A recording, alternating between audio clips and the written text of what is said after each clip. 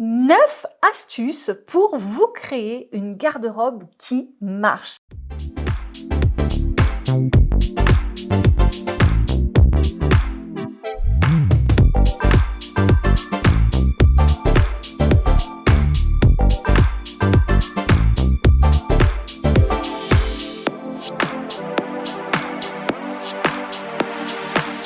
Bonjour, ici Mademoiselle M, révélatrice de votre meilleure image. Qu'est-ce que c'est qu'une garde-robe qui marche? Waouh, vous imaginez une garde-robe qui fonctionne? Eh bien, c'est une garde-robe où, ma foi, votre garde-robe, votre dressing, vos armoires pourraient se transformer en boutique tous les matins ou dès que vous avez besoin de sortir. Et dans cette boutique, vous allez pouvoir puiser tous les vêtements dont vous avez besoin, qui vous mettent en valeur et qui correspondent réellement à vos besoins.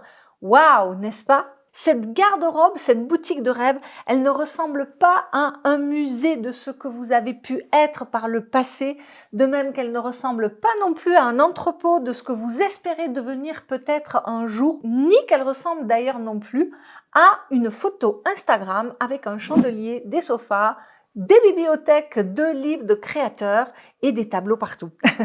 Non, la boutique qui marche, elle vous rend heureuse. Elle fait que vous vous sentiez bien, vous êtes en joie, vous êtes créatif devant, vous êtes inspiré dans cette boutique, devant vos armoires et vous vous sentez différente, vous vous sentez complètement unique. Et ça ne ressemble pas non plus, vous savez, à cette boutique où tout ce que vous voyez sur les cintres, finalement, c'est super joli, sauf que quand vous le mettez sur vous, ça ne marche pas. Au lieu que vous vous sentiez justement bien, vous vous sentez mal, vous vous sentez frustré, vous vous sentez inadéquate, vous sentez que vous n'êtes pas approprié aux vêtements ou au lieu. Donc ça, si c'est là que vous achetez, je vous dis tout de suite non, fuyez, sortez de cette boutique-là. Parce que ce n'est pas vous qu'il faut changer, c'est effectivement la boutique.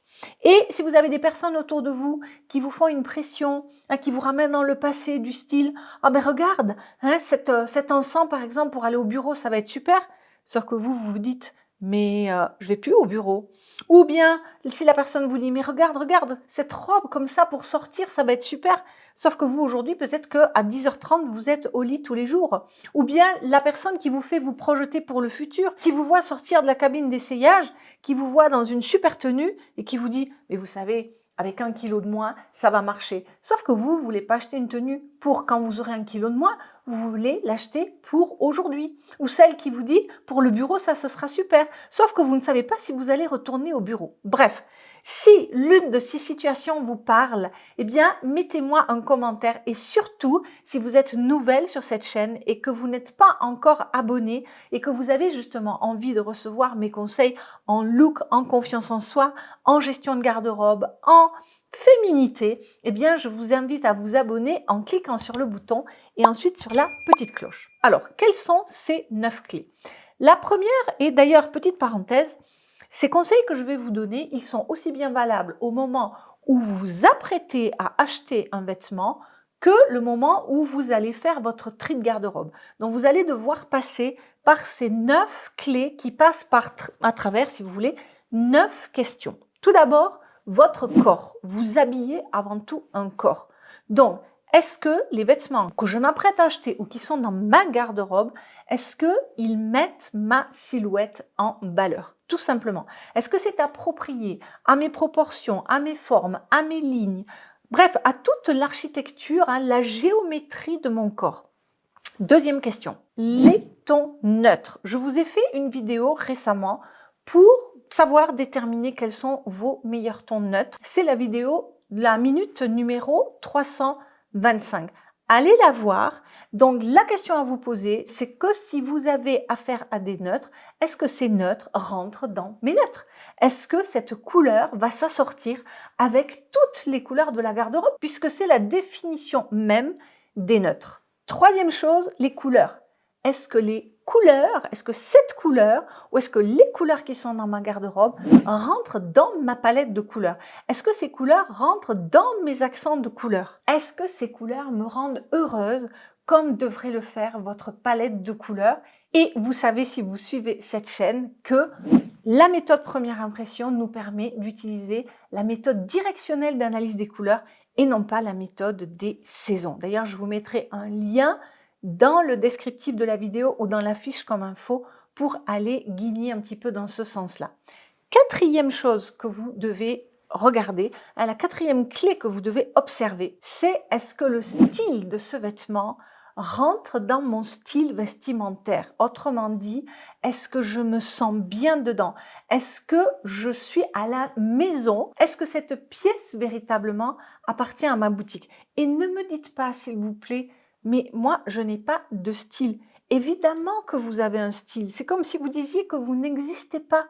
Et je suis sûre que vous avez des amis autour de vous qui ont un style. Vous savez, c'est le genre de vêtements, vous le voyez, et vous vous dites « Ah, mais ça c'est vraiment le style de Paulette.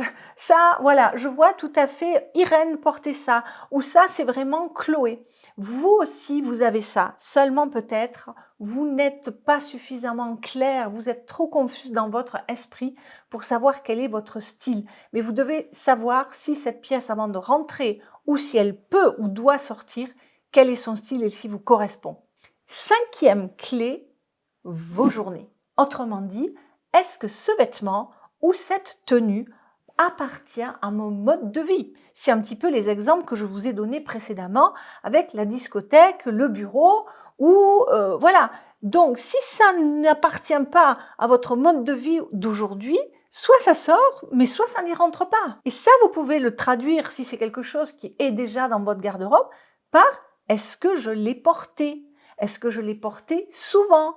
Pas une fois par an, mais est-ce que je l'ai porté régulièrement? Sixième chose, vos basiques. Alors, vous savez que chez Mademoiselle M, les basiques, c'est pas les basiques de Madame Tout-le-Monde, le trench beige, le pantalon noir, le chemisier blanc, etc.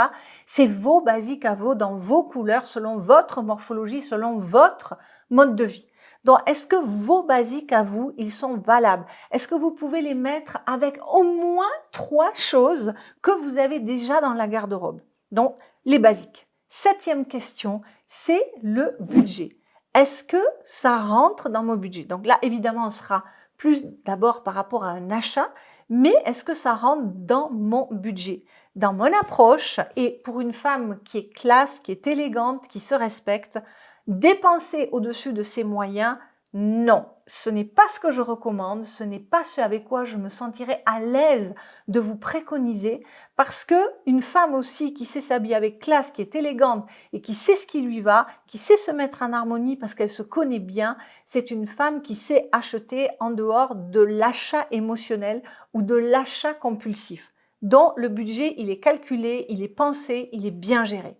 Ensuite, avant-dernière chose, eh bien sûr, les accessoires. La cerise sur le gâteau, la touche finale, ce qui va vous permettre d'habiller ou de déshabiller une tenue, ce qui va vous permettre de vous approprier, de signer quelque part cette tenue, puisque finalement, la pièce, tout le monde peut l'acheter, peut la porter, mais la façon dont vous allez la porter, c'est ça qui va faire que vous allez vous l'approprier. Et à ce moment-là, lorsque vous achetez une pièce, ou idéalement une tenue, puisque vous savez que je vous préconise de n'acheter que des tenues, sauf si vous avez fait un tri de garde-robe et que vous vous retrouvez avec des pièces qui deviennent isolées parce que vous avez éliminé, vous avez écarté l'autre pièce qui va avec, vous achetez toujours des tenues entières. Et à ce moment-là, la question c'est, est-ce que j'ai les accessoires qui vont avec? Que ce soit les chaussures, les ceintures, les bijoux, bref, tout ce qui va permettre d'habiller, de rehausser, de finir, de fignoler cette tenue. Est-ce que je l'ai? Si je l'ai, bingo. Si je ne l'ai pas, je l'achète. Parce que vous savez aussi que chez Mademoiselle M, avec moins, on fait plus. Et donc, ce n'est pas parce que vous achetez une tenue entière que vous allez la porter que d'une seule façon.